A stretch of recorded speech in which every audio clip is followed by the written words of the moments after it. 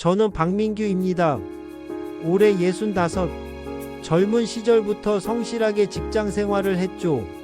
새벽 5시에 일어나 출근 준비를 하고 밤늦게 들어와서도 다음날 할 일을 점검하는 그런 삶이었습니다. 아내 영숙이와는 결혼한 지 30년이 넘었어요. 처음엔 사랑했습니다. 하지만 세월이 흐르면서 우리 사이엔 보이지 않는 벽이 생겨났죠. 저는 일에만 매달렸고 영숙이는 점점 말수가 줄어갔습니다. 여보, 오늘도 늦네요. 응, 회사 일이 좀 있어서. 그런 짧은 대화만 오갔죠. 우리 집 거실엔 늘 정적만 흘렀습니다. 하지만 저에겐 자랑스러운 게 있었어요. 바로 부동산이었습니다. 젊은 시절부터 한 푼 두 푼 모아서 아파트를 하나씩 늘려갔거든요. 처음엔 작은 투룸에서 시작했는데 어느덧 네 채의 아파트를 소유하게 됐습니다. 매달 들어오는 월세만 해도 500만 원이 넘었어요. 월급과 합치면 꽤 넉넉한 생활이었죠. 친구들이 부러워할 정도였습니다. 만규야, 너 참 복 받았다. 노후 걱정은 없겠구나. 그러게 말이야. 우리 같은 평범한 직장인이 어떻게 그런 재산을 모았나 싶어. 이런 말들을 들을 때마다 가슴이 뿌듯했습니다. 그래, 나는 성공한 사람이야. 그렇게 생각했죠. 세입자들과의 관계도 좋았습니다. 저는 월세를 올리지도 않았고 뭔가 고장이 나면 바로바로 고쳐주는 편이었어요. 사장님, 정말 감사합니다. 요즘 같은 세상에 이런 집주인 만나기 힘든데 별 말씀을요. 서로 어려운 세상인데 도와가며 살아야죠. 그런 대화를 나눌 때면 마음이 따뜻해졌습니다. 돈은 많아도 인심은 잃지 않는 사람. 그게 제가 추구하는 삶의 모습이었거든요. 하지만 집에 돌아오면 현실이었습니다. 영숙이는 늘 시큰둥했고 저와 눈도 잘 마주치지 않았어요. 밥상을 차려놓고도 말없이 자기 방으로 들어가 버리곤 했습니다. 영숙아, 같이 먹자. 먼저 드세요. 저는 배 안 고파요. 이런 식이었죠. 혹시 제가 뭔가 잘못했나 생각해봐도 딱히 떠오르는 게 없었습니다. 그냥 세월이 흐르면서 자연스럽게 소원해진 거라고 생각했어요. 아들 민수는 제주도에서 카페를 운영하고 있었습니다. 대학 졸업 후 서울에서 직장 생활을 하다가 갑자기 제주도로 내려간 거였어요. 아빠, 저는 제주도에서 새로운 시작을 해보고 싶어요. 뭔 소리야? 서울에서 안정적인 직장 다니면 되잖아. 아니에요. 저만의 꿈이 있거든요. 그때는 이해할 수 없었습니다. 안정된 직장을 놔두고 왜 굳이 위험한 자영업을 선택하는지 말이에요. 하지만 민수는 고집이 셌고 결국 제주도로 떠났습니다. 가끔 연락이 오긴 했어요. 사업이 잘 되고 있다는 소식이었죠. 관광객들이 많이 찾는 카페라고 수입도 괜찮다고 했습니다. 그래도 걱정은 됐어요. 자영업이란 게 언제 어떻게 될지 모르는 거니까요. 그렇게 평범하지만 나름 성공한 인생이라고 생각하며 살았습니다. 매달 세입자들과 안부를 묻고 가끔 친구들과 술 한잔하며 자랑도 하고. 하지만 뭔가 허전했어요. 성공했다고는 하지만 진정한 행복이 뭔지 모르겠더라고요. 아내와는 갈수록 멀어져 가고 아들은 멀리 떨어져 있고 돈은 있지만 마음은 왠지 공허했습니다. 저녁마다 혼자 소주 한 잔씩 기울이며 생각했죠. 이게 내가 원했던 삶일까? 돈도 벌고 재산도 모았는데 왜 이렇게 외로울까? 그런 생각들이 머릿속을 맴돌았습니다. 하지만 그때는 몰랐어요. 이 모든 게 얼마나 소중한 일상이었는지, 그리고 곧 이 평범한 일상이 산산조각 날 거라는 걸 말입니다. 그날은 평범한 화요일이었습니다. 아침에 일어나 평소처럼 커피를 마시고 신문을 읽었죠. 날씨도 맑았고 특별히 몸이 아픈 것도 없었어요. 그냥 평범한 하루의 시작이었습니다. 영숙이는 일찍 일어나 아침을 준비하고 있었어요. 요즘 들어 부쩍 말수가 줄었지만 그래도 밥은 꼬박꼬박 차려줬거든요. 오늘 날씨 좋네. 그러게요. 여전히 어색한 대화였지만 그래도 대화는 대화였죠. 그때만 해도 이게 영숙이와 나누는 마지막 평범한 아침 대화가 될 줄은 꿈에도 몰랐습니다. 점심때쯤이었어요. 회사에서 동료들과 회의를 하고 있었는데 갑자기 머리가 어지러워지기 시작했습니다. 처음엔 단순히 피곤해서 그런가 싶었어요. 과장님 괜찮으세요? 얼굴이 창백해 보이는데. 좀 어지럽네. 괜찮아요. 하지만 괜찮지 않았습니다. 시간이 지날수록 어지러움은 심해졌고 말도 제대로 나오지 않기 시작했어요. 동료들이 걱정스러운 표정으로 저를 바라보는 게 보였습니다. 과장님 병원에 가보시는 게 좋겠어요. 응, 그래야겠네. 그 순간이었어요. 갑자기 세상이 빙글빙글 돌더니 의식을 잃었습니다.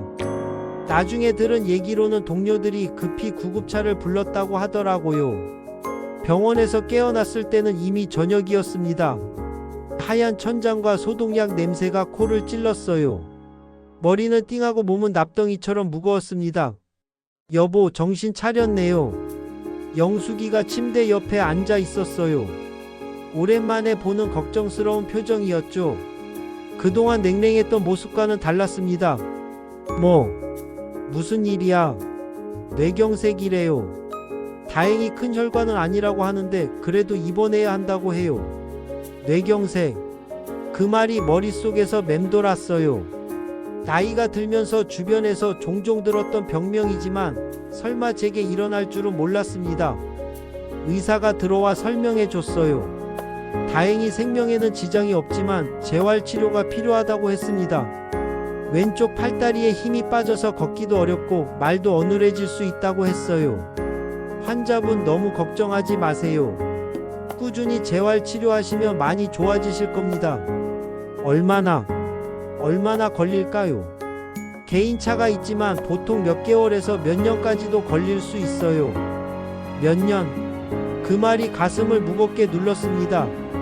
이제 65인데 몇 년을 재활치료에만 매달려야 한다니. 이번 기간 동안 영숙이는 매일 병원에 왔어요. 간병인을 쓸 수도 있었지만 영숙이가 직접 돌보겠다고 했습니다. 오랜만에 보는 다정한 모습이었죠. 고마워 영숙아. 뭐료? 부부인데 당연한 거죠. 하지만 뭔가 어색했어요. 그동안 소원했던 사이라 갑자기 이렇게 가까워지니까 어색할 수밖에 없었죠. 그래도 고마웠습니다. 이런 힘든 시기에 곁에 있어주는 사람이 있다는 게.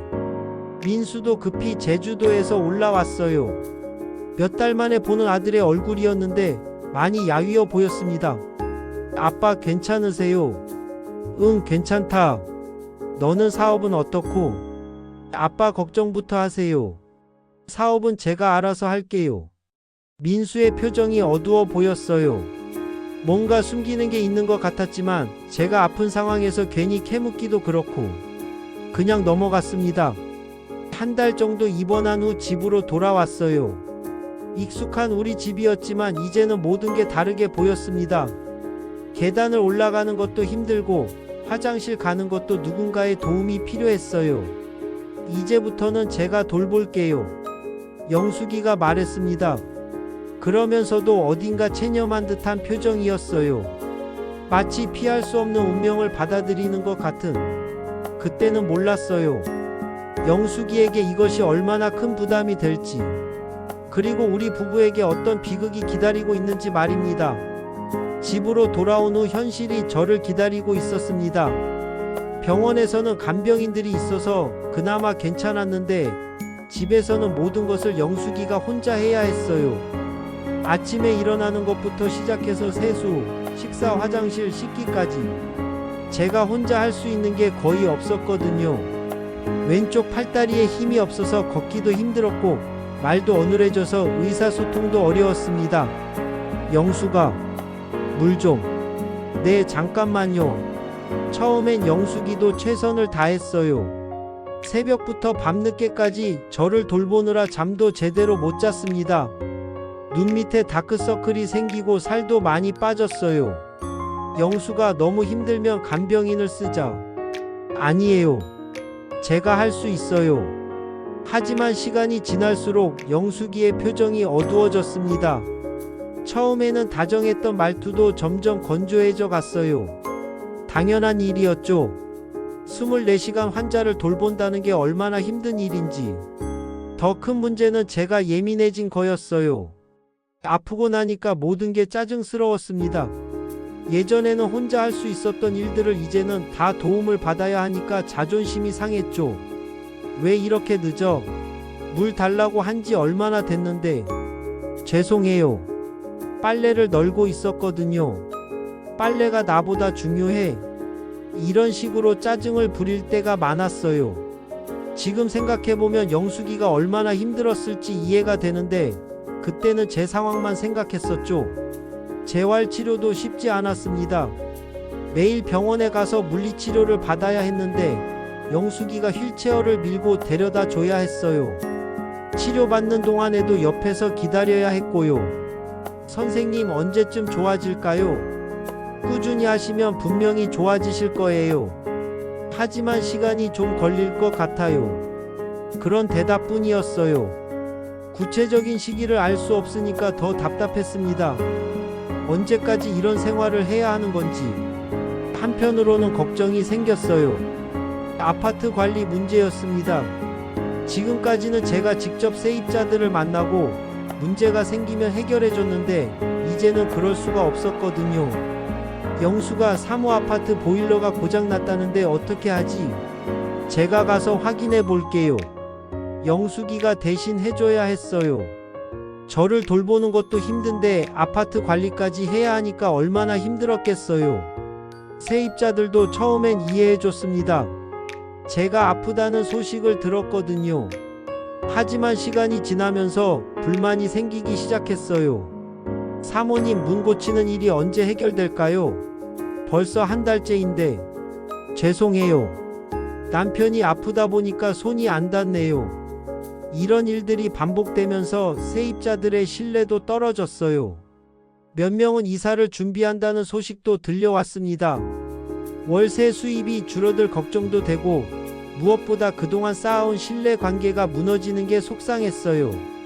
민수한테도 연락이 왔습니다. 제주도 카페 운영이 생각보다 어렵다는 얘기였어요. 아빠 요즘 관광객이 많이 줄었어요. 코로나 영향도 있고 경기도 안 좋고. 그럼 어떻게 할 거야? 일단 버텨보려고요. 하지만 자금이 좀 부족해서. 민수가 돈을 빌려달라는 얘기는 안 했지만 상황이 어렵다는 건 느낄 수 있었어요. 아들도 힘든데 제가 도울 수도 없고. 정말 모든 게 꼬여가는 기분이었습니다. 영숙이는 점점 지쳐갔어요. 잠도 제대로 못 자고 친구들과 만날 시간도 없고 온종일 저만 돌보느라 자신의 삶이 없어진 거였죠. 어느 날 밤 영숙이가 중얼거리는 소리를 들었어요. 언제까지 이래야 하나? 정말 힘들다. 그 소리가 가슴에 비수처럼 꽂혔습니다.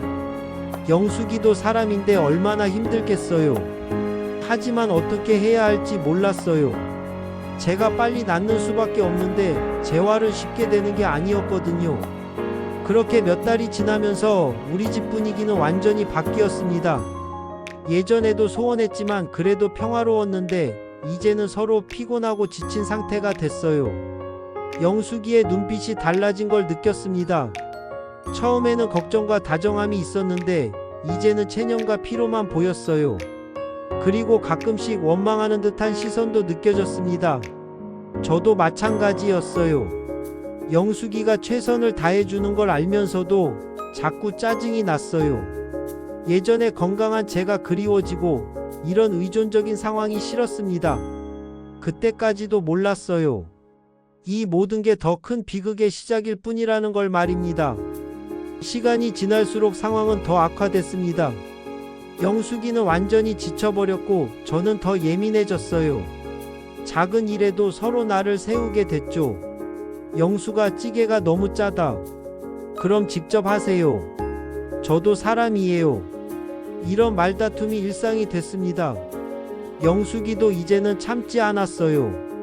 그동안 쌓였던 스트레스가 폭발하는 것 같았어요. 여보, 우리 이혼하면 안 될까요? 어느 날 저녁 영숙이가 조심스럽게 꺼낸 말이었어요. 예상하지 못한 말은 아니었지만 직접 들으니까 충격이었습니다. 뭔 소리야? 갑자기 왜 그런 말을 해? 갑자기가 아니에요. 이미 우리 관계는 끝난 지 오래잖아요. 당신이 건강했을 때도 우리는 남남이었어요. 영숙이의 말이 사실이었어요. 결혼 생활 후반부는 거의 동거인 수준이었죠. 대화도 없고 애정도 없고 그냥 습관적으로 같은 집에 살았을 뿐이었습니다. 하지만 지금 내가 이런 상황인데 그래서 더 힘든 거예요. 사랑도 없는 사람을 평생 간병해야 한다는 게 얼마나 절망적인지 아세요? 영숙이의 눈에 눈물이 고였어요. 그동안 얼마나 힘들었을지 짐작이 됐습니다. 하지만 동시에 분노도 치밀어 올랐어요. 그럼 나를 버리고 싶다는 거야? 버리는 게 아니라 서로를 위해서라도 정리를 하는 게 낫지 않을까요? 하지만 현실적으로 이혼은 불가능했어요. 제가 거동을 못하는 상황에서 누가 저를 돌볼 수 있겠어요? 영숙이도 그걸 알고 있었죠. 당신도 알고 있잖아요. 지금 당장은 이혼할 수 없다는 거. 결국 영숙이는 체념했어요. 이혼하고 싶어도 할 수 없는 상황. 그런 절망감이 영숙이를 더 지치게 만들었습니다. 민수의 상황도 심각해졌어요. 제주도 카페가 결국 문을 닫게 된 거였어요. 아빠 더 이상은 버틸 수가 없어요. 얼마나 손해를 봤는데 거의 다 날렸어요. 빚도 좀 생겼고 민수의 목소리에 절망이 묻어났어요. 젊은 나이에 사업 실패라는 큰 좌절을 겪은 거죠. 서울로 다시 올라와서 취업 준비를 한다고 했지만 쉽지 않을 것 같았어요. 민수야, 미안하다. 아빠가 도와주지 못해서. 아니에요. 제가 선택한 길이니까 제가 책임져야죠. 하지만 마음이 편할 리 없었어요. 아들이 힘든데 아버지로서 아무것도 해줄 수 없다는 게 얼마나 무력한지. 설상가상으로 아파트 관리도 엉망이 됐어요. 영숙이 혼자서는 감당이 안 됐거든요. 결국 부동산 중개업소에 맡겨야 했는데 수수료를 떼고 나니까 월세 수입이 많이 줄었어요. 여보, 이번 달 월세 들어온 게 300만 원밖에 안 돼요. 뭐? 원래 500만 원 넘게 들어오는데 부동산 수수료도 있고 공실도 생기고 경제적인 압박까지 생기기 시작했어요. 병원비, 약값, 간병비까지 생각하면 지출은 늘어나는데 수입은 줄어드니까 부담이 클 수밖에 없었죠. 영숙이는 점점 우울해졌어요. 친구들과의 만남도 끊고 집에서만 지냈어요. 가끔 혼자 울고 있는 모습을 봤을 때는 정말 마음이 아팠습니다. 영수가 너무 힘들면 잠깐이라도 쉬어라.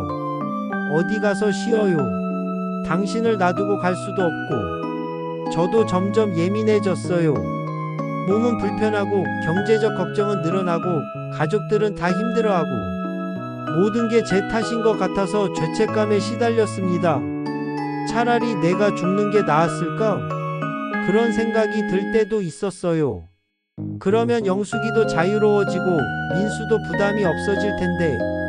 하지만 그렇다고 진짜 죽을 용기도 없었죠. 어느 날 밤 영숙이와 큰 싸움을 했어요. 사소한 일이었는데도 서로 쌓였던 감정이 터진 거였어요. 당신 때문에 내 인생이 끝났어요. 영숙이가 소리쳤어요. 그동안 참았던 모든 감정이 한꺼번에 터져 나온 거였죠. 내가 원해서 아픈 줄 알아. 나도 힘들다고. 힘들기는 저도 마찬가지예요. 하루 종일 당신만 돌보느라 제 시간이 어디 있어요. 그날 밤 영숙이는 안방문을 잠그고 들어가 버렸어요. 저는 거실에서 혼자 밤을 새웠습니다. 어둠 속에서 제 인생을 돌아보니 모든 게 허무하더라고요. 성공했다고 생각했던 제 삶이 이렇게 무너져가는 걸 보면서 깨달았어요. 돈도 중요하지만 가족의 사랑이 더 소중하다는 걸.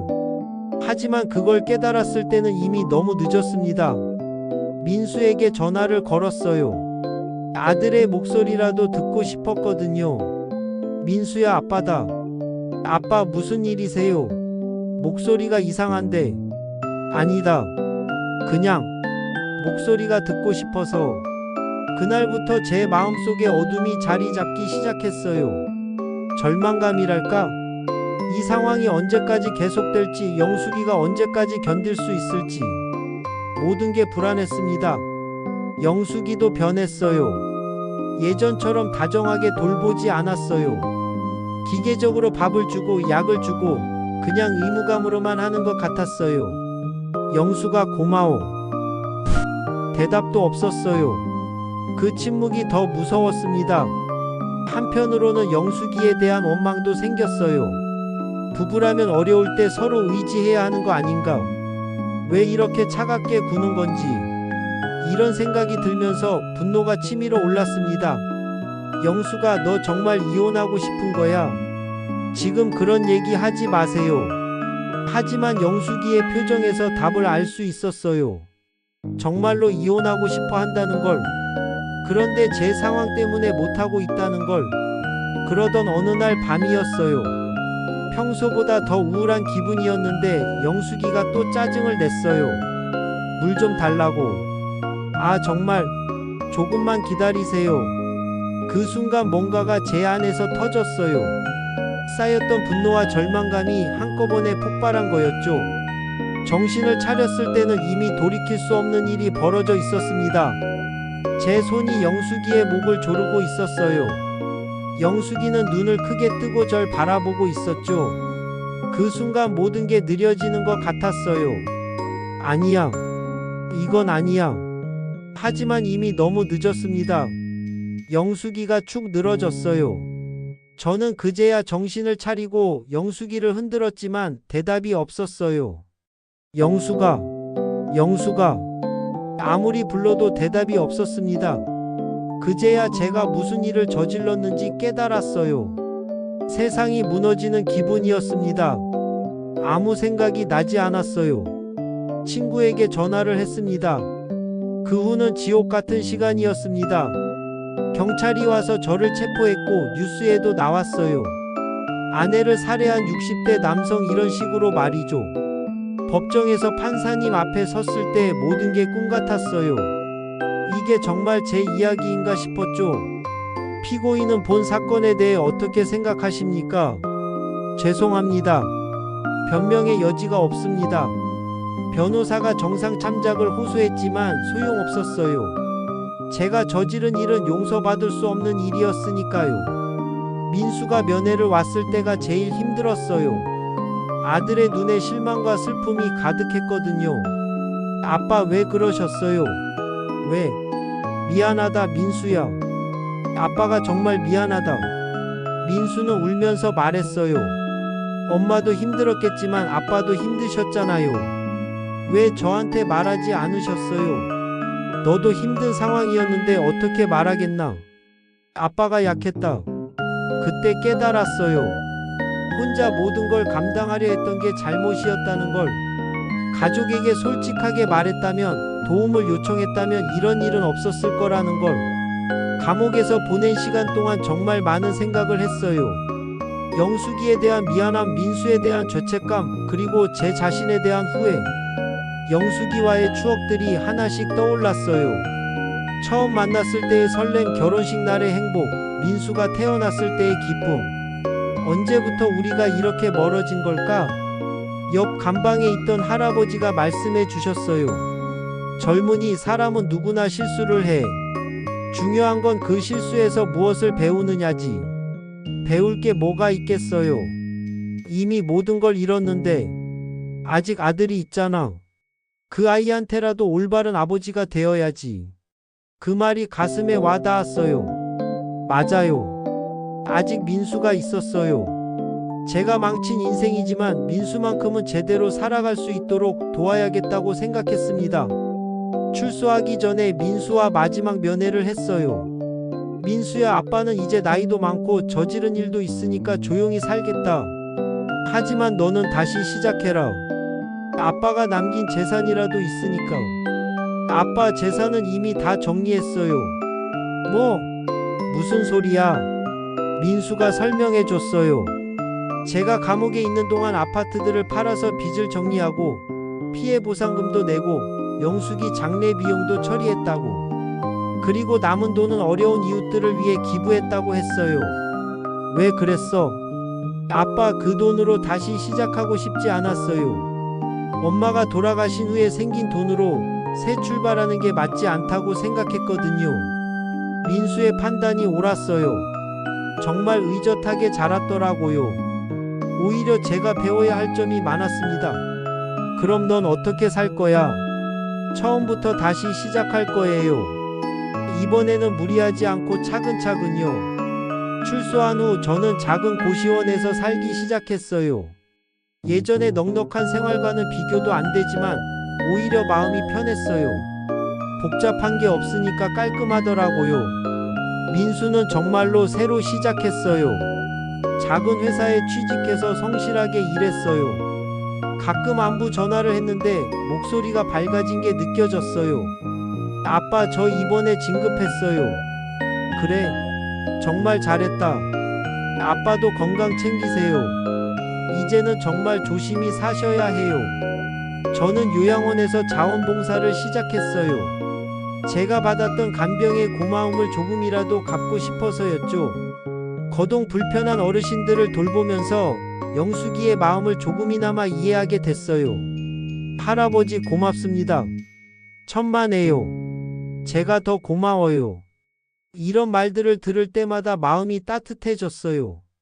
비록 늦었지만 누군가에게 도움이 되는 일을 할 수 있다는 게 감사했습니다.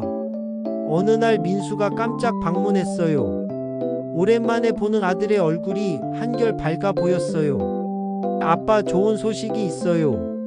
무슨 소식인데? 결혼하려고 해요. 직장에서 만난 좋은 사람이 있거든요. 정말 기뻤어요. 민수가 새로운 사랑을 만난 거니까요. 그리고 제 과거를 알면서도 받아들여주는 좋은 사람이라니 정말 고마웠습니다. 아빠도 결혼식에 와주세요. 내가 가도 될까? 민폐가 되지 않을까? 아니에요. 아빠는 제 유일한 가족이에요. 결혼식 날 저는 정말 조심스럽게 참석했어요. 많은 사람들 앞에 서기가 부끄러웠지만 민수를 위해서 용기를 냈습니다. 민수가 신부와 함께 입장할 때 눈물이 났어요. 이렇게 훌륭하게 자란 아들이 자랑스러웠거든요. 비록 제가 부족한 아버지였지만 민수는 스스로 올바른 길을 찾아갔어요. 아빠, 이제 정말 행복하게 사세요. 민수가 제게 말했어요. 그러면서 조용히 덧붙였죠. 엄마도 아빠가 행복하길 바라실 거예요. 그 말이 가슴 깊이 와닿았어요. 영숙이도 저를 원망하지만은 않을 거라는 생각이 들었어요. 비록 마지막이 비극적이었지만 그래도 30년을 함께 산 부부였으니까요. 지금 저는 작은 평화를 찾으며 살고 있어요. 매일 영숙이 묘소에 가서 안부를 전하고 요양원에서 봉사활동을 하고 가끔 민수 부부와 만나서 즐거운 시간을 보냅니다. 돈은 없지만 마음은 편해요.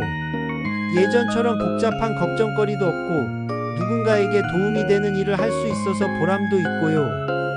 인생이란 참 묘한 것 같아요. 성공했다고 생각했을 때는 정작 행복하지 않았는데 모든 걸 잃고 나니까 진짜 소중한 게 뭔지 알게 됐거든요. 가족의 사랑, 평범한 일상, 누군가와 나누는 따뜻한 대화. 이런 게 진짜 재산이더라고요. 민수에게도 항상 말해요. 돈도 중요하지만 가족이 더 중요하다. 서로 사랑하고 아껴라. 제 실수를 통해서라도 민수만큼은 행복한 가정을 꾸리길 바라거든요. 영수가 미안해. 그리고 고마웠어. 비록 마지막이 좋지 않았지만 그래도 우리에게는 좋은 시간들도 있었잖아. 민수가 이렇게 잘 자란 것만 봐도 네가 좋은 엄마였다는 걸 알 수 있어. 이제는 정말 평안히 쉬어. 아빠가 민수 잘 지켜볼게. 그리고 남은 인생은 너를 위해서, 민수를 위해서 의미 있게 살겠어. 그게 제가 할 수 있는 마지막 속죄인 것 같아요. 영상이 좋았다면 구독과 좋아요 꼭 눌러주세요. 여러분의 사연을 기다립니다. 여러분의 인생 이야기를 들려주세요. 한 편의 인생 드라마를 제작해 드리겠습니다. 이 동영상을 공유하셔서 지인분들과 이야기 나누어 보세요. 여러분이라면 어떻게 하셨을까요?